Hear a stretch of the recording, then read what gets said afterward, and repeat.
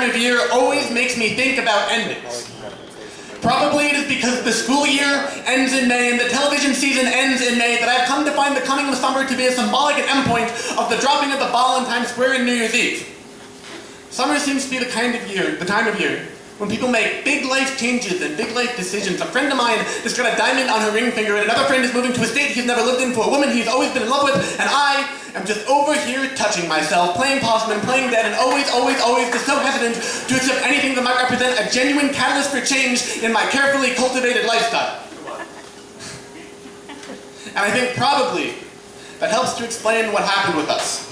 Because I've been thinking over it and mulling over it and obsessing over it, and I keep coming to the same conclusions, and so you will forgive me if I repeat myself when I say that I am sorry that I hurt you, and I am pissing coffee, and it is running down the side of my leg because I tried to urinate on a tree trunk while I was stumbling home last night, and I'm freaking the fuck out right now because I'm looking for the silver lining, and I'm looking for the lesson learned, but I keep thinking about all the things you said, I never said, about all the things I said, I thought about, and I think I did the right thing, and I think I made the right call, but in the mirror, your right hand always looks like your left, and so I am left wondering about doors closed and roads not traveled, and Robert Frost poems never awkwardly alluded to. Left to my own devices, I am self-serving and self-deprecating and self-medicating, popping Claritin like Vicodin because spring showers always bring rise to spring allergens, and so I've been showering 3 times a day to cleanse the pollen from my skin and the grime from my hair, and I feel like Howard Hughes. I got the shut-in isolationist Howard Hughes blues because I might not be pissing in jars.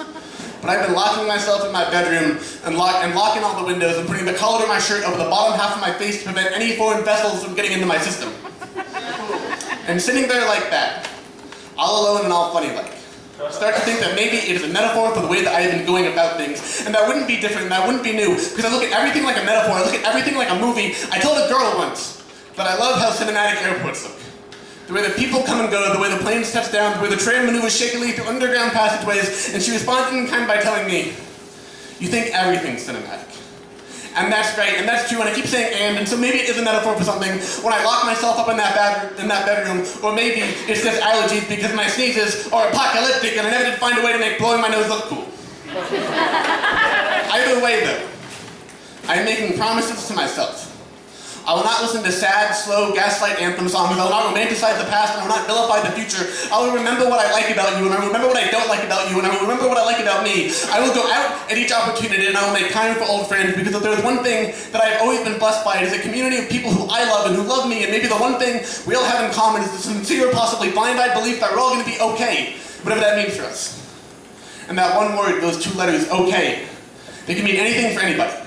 They can mean we all achieve our wildest dreams, or marry childhood sweethearts, or find ourselves drowning blissfully in in-laws and baby showers and cash flow and birthday parties, or maybe, just maybe, okay can mean something as small, but as desperately, achingly important as the peace of mind to fall asleep at night and the hopeful spirit to get out of bed in the morning. And so it is a love letter, and a declaration, and a confession, and an apology, when I say that it's going to be okay. Thank you so much.